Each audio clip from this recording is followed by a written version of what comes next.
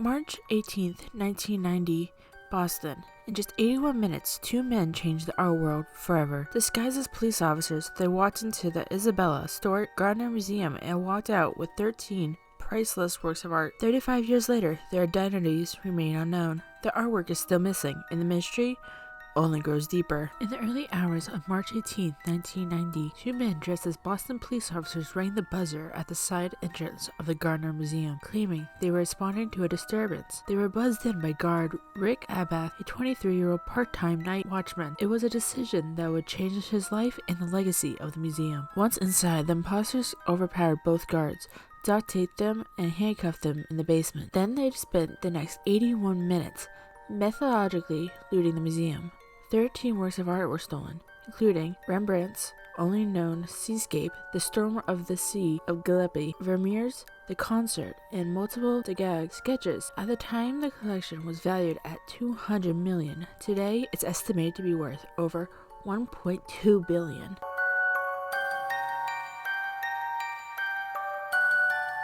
Despite motion detectors tracking their movements, the thieves took their time. They cut canvases from their frames, smashed sensors, and even left an empty frame at the museum security director's chair. Perhaps a taunt? The strangest part?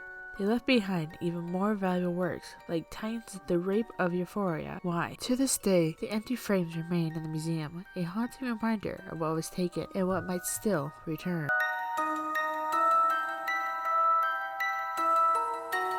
So, who did it? Some say it was an inside job. Rick Abath's behavior that night raised red flags, like opening the door minutes before the thieves arrived. He later claimed it was routine. Others point to infamous art thief Miles Connor, who was in jail at the time but had connections that may have executed the heist on his behalf. Then there's a mob theory. The FBI had long believed Boston's underworld was involved. Names like Carmen Marlano, Bobby Donatelli, and Robert Guarente surfaced repeatedly. Several of these men died under suspicious or violent circumstances in the years following the theft. Even screenwriter and conman Brian McDivitt drew FBI attention due to his eerily similar attempt at robbing a museum in 1981 using FedEx disguises and duct tape.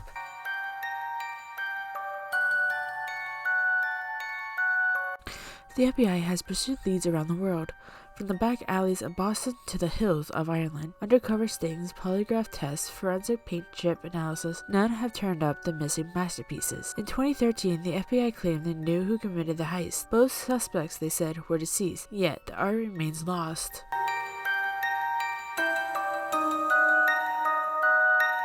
The Gardner heist remains the world's largest unsolved property theft. A $10 million award still stands for information leading to the return of the stolen artworks, one of the highest private rewards ever offered.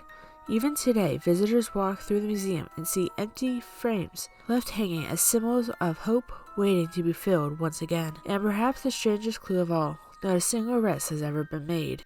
Was it a mob job, an inside job, or a perfect crime pulled off by ghosts of the criminal underworld? Whoever pulled it off knew exactly what they were doing and vanished without a trace. But somewhere, these masterpieces may still exist, and until they return, the Isabella Stewart Gardner Museum will remain haunted by the silence of its stolen artwork. Thanks for watching. Don't forget to like, subscribe, and hit the bell for more mysteries, crimes, and untold stories. This was the Gardner Museum heist.